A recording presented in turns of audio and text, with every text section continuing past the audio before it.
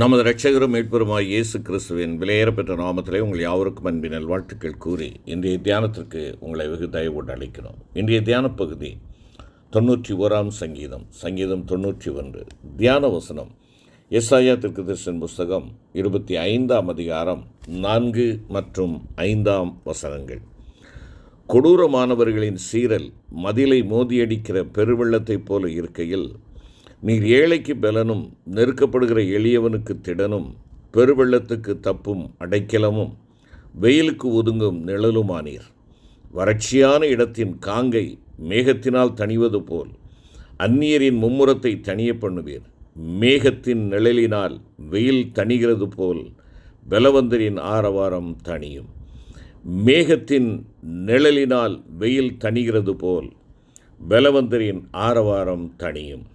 கிறிஸ்துவுக்குள் எனக்கு மிகவும் அருமையான கர்த்தருடைய பிள்ளைகளே, மெய்யான நிழல் நமக்கு செய்யக்கூடிய மகத்துவமான காரியங்களை குறித்து தியானித்து வருகிறோம். ரட்சிப்பு அளிக்கும் நிழலாக அது இருக்கிறது, ஆறுதல் அளிக்கும் நிழலாக இருக்கிறது என்று தியானித்தோம். இன்று தொடர்ந்து நாம் பார்க்கின்ற பொழுது, அவரை உறுதியாய் பற்றி கொண்ட அவருடைய பிள்ளைகளாகிய உங்களுக்கும் எனக்கும் ஜெயமளிக்கும் நிழலாக அவர் இருக்கிறார். ஜெயமளிக்கும் நிழல். இங்கே நாம் கேட்ட அந்த பகுதியில் பார்க்கின்ற பொழுது, இங்கு குறிப்பிடப்பட்டுள்ள 5வது வசனத்திலே குறிப்பிடப்பட்டுள்ள மேகத்தின் நிழல் உன்னதத்திலிருந்து வருகின்ற வெற்றியை குறிக்கக்கூடியதாக இருக்கிறது.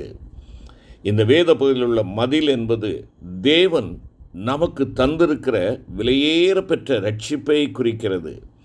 எசாயா 26 1 வசனம் மற்றும் 60 18வது வசனத்தை பார்ப்பீர்கள் என்றால், ரட்சிப்பை குறிக்கக்கூடிய மதிலானது ரட்சிப்பை குறிக்கிறது என்பதை நாம் உணர்ந்து கொள்ள முடியும். நம்முடைய ஆத்தும ரட்சிப்பாகிய மதிலை பிசாசானவன் சேதப்படுத்தும்படியாக பலவிதமான சோதனைகளை பெருவெள்ளத்தை போல கொண்டு வரும்போது, நம் ஆத்தும ரட்சிப்பு சேதமடையாதவாறு பிதாவாகிய தேவன் நம் ஆத்துமாவை காக்கிறார். சங்கீதம் 68 20 121 சங்கீதம் 7 வசனம் இவைகளை வாசித்து பாருங்கள். நம்மை முற்றுமுடிய ரட்சிக்க வல்லவராய் இருக்கிற ஆண்டவராகிய இயேசு கிறிஸ்து நம்முடைய விசுவாசம் ஒளிந்து போகாதபடிக்கு நமக்காக பரமபிதாவினிடத்தில் பரிந்து பேசுகிறார் என்று சொல்லி லூக்கா 22 31 32 வசனத்திலேயும், யோவான் 17 15 வசனத்திலேயும், எபிரேயர் 7 25 வசனத்திலேயும் நாம் வாசிக்கிறோம். பரிசுத்த ஆவியானவர் நமக்கு தேவ பலனாயிருந்து நம்முடைய ரட்சிப்பில் நாம் வளருவதற்கு எதிராக வரும் சத்ருவுக்கு நம்மை விலக்கி காத்து அவனுக்கு விரோதமாய் கொடியேற்றுகிறார் என்பதாக ஏசாயா 59:19 கூறுகிறது. இவ்விதமாக நம்முடைய சோதனை வேளைகளில் திருத்துவ தேவனால் நம்முடைய ரட்சிப்பு பாதுகாக்கப்படுகிறது. ஆண்டவராகிய இயேசு கிறிஸ்துவின் மூலமாய் நாம் பூரண ரட்சிப்படைவதற்கென்று தேவன் நம்மை நியமித்திருக்கிறார். ஆனாலும் நம்முடைய ரட்சிப்பு பாதுகாக்கப்படும்படியாக நம்முடைய பகுதியில் நாம் செய்ய வேண்டியவைகள் உள்ள சில காரியங்களையும் நாம் பார்க்க வேண்டும்.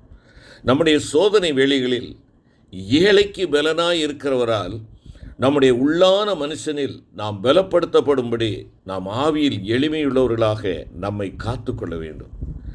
தேவனால் நமக்கு ஈவாக அளிக்கப்பட்டிருக்கிற இவ்வளவு பெரிதான ரட்சிப்பை குறித்து நாம் கவலையற்றவர்களாயிராமல் அதிக பயத்தோடும் நடுக்கத்தோடும் நம்முடைய ரட்சிப்பு நிறைவேற பிரயாசப்பட வேண்டும் என்பதாக எபிரேயர் 2 பிலிப்பியர் 2 நாம் பார்க்கிறோம்.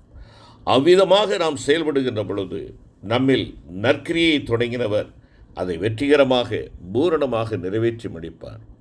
மேலும் இங்கே குறிப்பிடப்படுகிற மதில் என்பது நமக்காக பாரத்தோடு ஜெபிக்கின்ற, நம்முடைய ஆத்மாவுக்காக கண்ணீர் விட்டு கதறுகின்ற ஊழியர்கள், நமக்கு வேண்டியவர்கள், அன்புக்குரியவர்கள், பாரத்தோடு ஜெபிக்கிற மக்களை குறிப்பிடுகிறது. நாம் புலம்பல் 2 18-19 வசனத்தை பார்ப்போம் என்றால், சியோன் குமாரத்தின் மதியிலே இரவும் பகலும் நதி எவ்வளவு கண்ணீர் விடு, ஓய்ந்திராதே, உன் கண்ணின் கருப்பு விழி சும்மா இருக்க விட்டாதே, எழுந்திரு, ராத்திரியிலே முதற்சாமத்தில் கூப்பிடு, ஆண்டவரின் சமூகத்தில் உன் இருதயத்தை தண்ணீரை போல ஊற்றிவிடு என்று எழுதப்பட்டிருக்கிறதை நாம் பார்க்கிறோம். தாவீதும் அவனுடைய மனுஷரும் வனாந்தரத்திலே தங்கியிருந்த போது அவர்கள் நாபாலின் மந்தைக்கும் அதன் மேய்ப்பர்களுக்கும் மதிலாயிருந்தார்கள் என்று சொல்லி நாம் பார்க்கிறோம். என்னை கேட்டுக்கொண்டிருக்கிற அருமையான கர்த்தருடைய பிள்ளைகளே, நாங்கள் ஆடுகளை மேய்த்து அவரிடத்தில் இருந்த நாளெல்லாம் அவர்கள் இரவும் பகலும் எங்களை சுற்றிலும் முதலாயிருந்தார்கள் என்பதாக அந்த நாபாலினுடைய வேலைக்காரர்கள் அங்கே குறிப்பிடுகிறதை 1 சாமுவேல் 25:16 சாட்சியாக சொல்லுகிறதை நாம் பார்க்கிறோம்.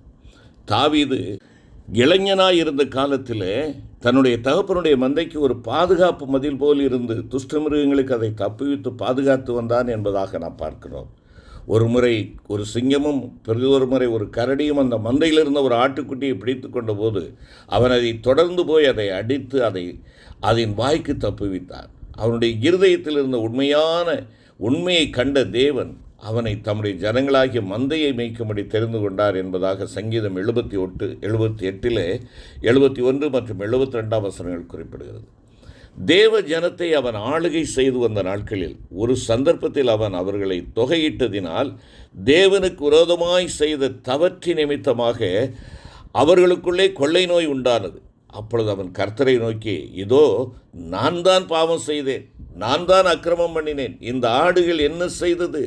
உம்முடைய கை எனக்கும் என் தகப்பன் வீட்டுக்கு விரோதமாக இருப்பதாக என்று விண்ணப்பம் பண்ணினதாக நாம் வேதத்தில் வாசிக்கிறோம். அருமையான கர்த்தருடைய பிள்ளைகளே, தேவ ஜனங்களுக்கு ஒரு மதிலாய் இருந்து அவர்களை காக்கும்படியாக அவனது இருதயத்தில் இருந்த உண்மை இதில் வெளிப்படுகிறது அல்லவா? அவன் செய்ய வேண்டியதை கர்த்தர் அவனுக்கு ஒரு தீர்க்கதரிசன் மூலம் வெளிப்படுத்தினார். அவ்விதமாக அவன் செய்தபோது தேசத்துக்காக அவன் ஏறெடுத்த வேண்டுதல் கேட்கப்பட்டது, வாதை நிறுத்தப்பட்டது. அருமையான கர்த்தருடைய பிள்ளைகளே, என்னுடைய பரிந்துரை ஜெபம், மன்றாட்டு ஜெபம், ஊக்கமான ஜெபம், நாம் நேசிக்கிறவர்கள், நாம் யாருக்காக ஜெபிக்கிறோமோ அவர்களுடைய வாழ்க்கையிலே மதிலாக இருந்து அந்த ரட்சிப்பிலே வெற்றியை கொடுக்கிறது என்பதை நாம் மறந்து போகக்கூடாது. எருசலேமே, உன் மதில்களின் மேல் பகல் முழுவதும் முழுவதும் ஒரு காலும் மௌனமாயிராத ஜாமக்காரரை கட்டளை இடுகிறேன் என்பதாக ஏசாயா 62:6 வாசிக்கிறோம். மதிலை போலிருந்து ஜெபத்தில் போராடி தேவ ஜனங்களை பாதுகாக்கிற ஜாமக்காரர்களை தேவன் தம்முடைய சபையில் வைத்திருக்கிறார். அருமையான கர்த்தருடைய பிள்ளை, உன்னால் வெளியிடங்களுக்கு ஊழியர் செய்ய முடியவில்லை, போக முடியவில்லை, வருந்தாதே. நீ ஜெபிக்கின்ற ஒரு வீராங்கனையாக, ஜெபிக்கின்ற ஒரு வீரனாக ஆண்டவர் உன்னை வைத்திருக்கிறார்.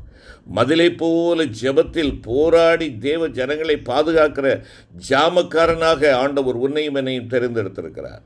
தாவீது தன் தகப்பனுடைய மந்தையில் இருந்த ஆட்டுக்குட்டியை சிங்கத்தின் வாயினின்றும் கரடியின் வாயினின்றும் தப்புவிக்க பிரயாசப்பட்ட இந்த 2 சந்தர்ப்பங்களிலும் அவன் அதை தப்புவித்த பின்பு சிங்கமும் கரடியும் அவன் மேல் பாய்ந்தது போல தேவ ஜனங்களுக்கு ஒரு மதிலை போலிருந்து அவர்களை பொல்லாத வல்லமையிலிருந்து தப்புவித்து பாதுகாக்கிறவர்களுக்கு விரோதமாக சத்துருவாகிய சாத்தான் சீறி எழும்புகிறான். இதுவே பெருவெள்ளத்தை போல மதிலை மோதியடிக்கிற கொடூரமானவர்களின் சீரலாக குறிப்பிடப்படுகிறது.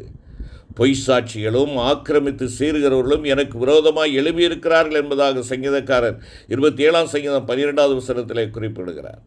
ஆயினும் அத்தகைய சந்தர்ப்பங்களில் அவர்களை அழைத்த தேவன் அமைதியாயிருப்பதில்லை. அவருடைய சத்துருக்களின் இஷ்டத்திற்கும் எண்ணத்திற்கும் அவர்களை ஒப்புக் கொடுப்பதில்லை.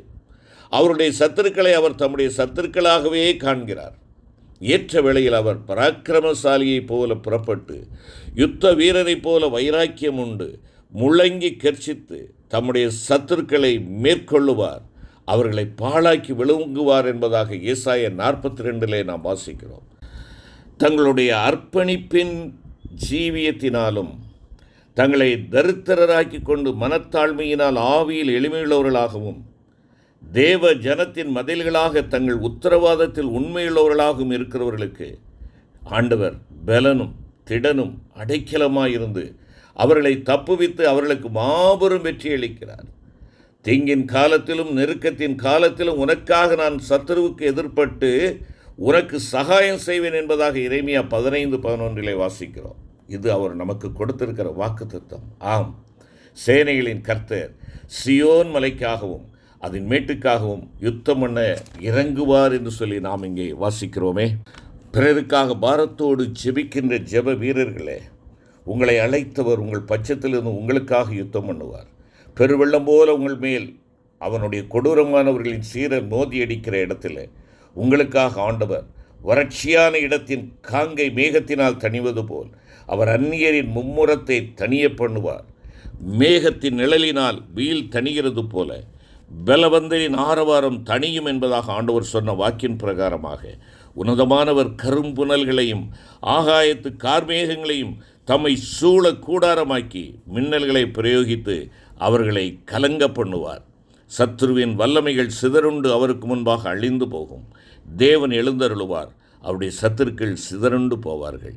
நீங்களோ உங்கள் ஜெயபலமானவராகிய தேவனுக்குள் மகிழ்ந்து கலிகூர்ந்து ஆனந்த சந்தோஷம் அடைவீர்கள். அருமையான கர்த்தருடைய பிள்ளைகளே, நாம் ஆண்டவர் நமக்கு மதிலாக இருந்து நமக்கு வெற்றியை கொடுக்கிறவராக இருக்கிறார். ஜெயமளிக்கும் தேவனை விட்டுவிட்டு மனமும் மாம்சமும் விரும்புகிறபடி நடவாமல் கர்த்தருக்கு பிரியமானவர்களாக இருக்க, அவருக்கு மாத்திரம் நாம் பிரியமானவர்களாக இருக்க கவனமாக இருக்க வேண்டும். ஜெபிப்போம். எங்கள் அன்பின் தகப்பனே, ஏழைகள் பாழாக்கப்பட்ட நிமித்தமும் எளியவர்கள் விடும் பெருமூச்சு நிமித்தமும் நான் இப்பொழுது எழுந்து அவன் மேல் சீர்கிறவர்களுக்கு அவனை காத்து சுகமாயிருக்க பண்ணுவேன் என்று வாக்கு கொடுத்திருக்கிற எங்கள் அன்பின் ஆண்டவரே, இந்த வாக்கு எங்களில் நிறைவேறத்தக்கதாக, பரத்திலிருந்து ஜெயத்தை நாங்கள் பெற்றுக்கொள்ளத்தக்கதாக, ஜெயமளிக்கும் நிழலாகி உம்மை உறுதியாய் பற்றிக்கொள்ள எங்களை அர்ப்பணிக்கிறோம். எங்களுக்கு வேண்டிய எல்லா இகபர நன்மைகளையும் ஆசீர்வாதங்களையும் தாரும். மீட்பர் இயேசு கிறிஸ்து மூலம் வேண்டிக் கொள்கிறோம் நல்ல பிதாவே. ஆமென்.